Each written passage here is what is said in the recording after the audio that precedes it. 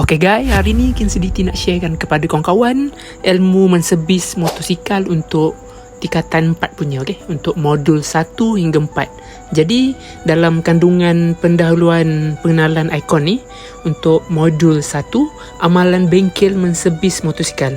Jadi 1.1, amalan keselamatan dan kesihatan pekerjaan dalam bengkel menservis motosikal.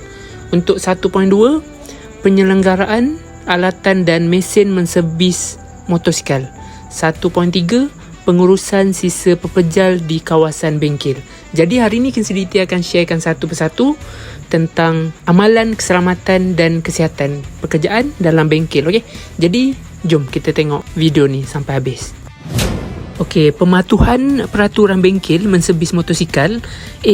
Okey, peraturan keselamatan bengkel. Keselamatan boleh ditakrifkan sebagai satu keadaan selamat ataupun terhindar daripada sebarang bahaya dan bencana.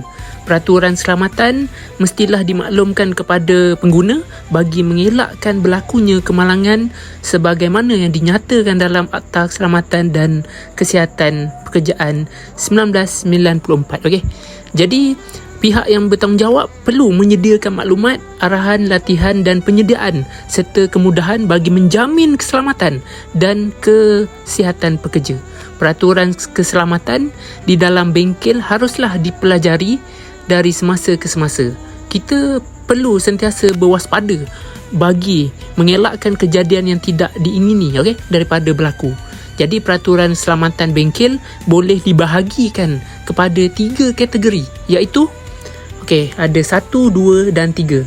Jadi keselamatan bengkel yang pertama, keselamatan diri. Yang kedua, keselamatan alatan dan bahan. Yang ketiga, keselamatan tempat kerja.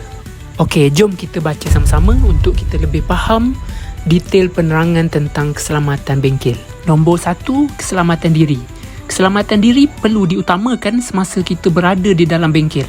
Antaranya ialah murid perlu mematuhi peraturan berpakaian ketika berada di tempat kerja. Yang kedua, murid mestilah mematuhi Standard Operating Procedure (SOP) yang telah ditetapkan ketika menggunakan dan mengendalikan peralatan dan mesin di tempat kerja. Yang ketiga, murid dilarang bermain-main dan bergurau dengan rakan-rakan ketika berada di tempat kerja. Jadi barang-barang memang bahaya, tajam. Jadi kalau tercocok ke apa, boleh tembus kaki, tangan. Nombor 2, keselamatan alatan dan bahan. Keselamatan alatan dan bahan yang terdapat di bengkel perlu diketahui dan dipatuhi. Antaranya ialah penggunaan alatan dan bahan perlu mendapat bimbingan daripada guru sebelum digunakan.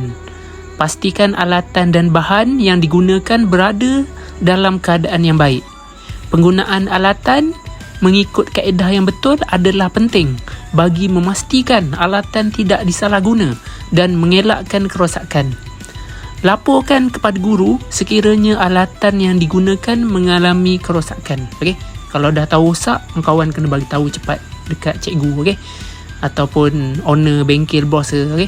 Jadi kalau tak bagi tahu, nanti benda tu rosak, kawan-kawan lain guna, kena renjatan elektrik kalau wire tu ada putus.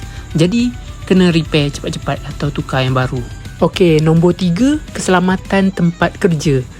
Keselamatan tempat kerja perlu diamalkan bagi mencegah berlakunya kemalangan atau kecederaan. Antaranya ialah pastikan lantai tempat kerja dalam keadaan yang bersih daripada sebarang sisa kerja seperti sepihan besi dan minyak. Pastikan tempat kerja mendapat pencahayaan yang mencukupi dan mempunyai sistem pengudaraan yang baik. Tempat kerja mestilah mempunyai susun atur yang baik bagi membolehkan kerja dijalankan dengan baik dan lancar. Jadi kena pastikan bersih, minyak enjin apa semua tak ada yang tumpah. Kalau ada tumpah, lap. Kalau tak lap, apa jadi? Jatuh lah, tergelincir lah macam kita terpijak pisang. Jadi nanti pisang nanti habis benjol kepala. Jadi setakat ini saja perkongsian Kin Sediti. Kawan-kawan yang ada bengkel ataupun masih belajar, boleh gunakan ilmu ni untuk kawan-kawan praktikalkan dalam kehidupan bekerja atau belajar. Okay, berjumpa lagi di video yang akan datang. Jangan lupa solat dan baca Al-Quran. Jika belum subscribe, boleh tekan subscribe, like, komen dan share yang terbaik. Okay, setting motor dengan betul supaya top speed ada. Pergi.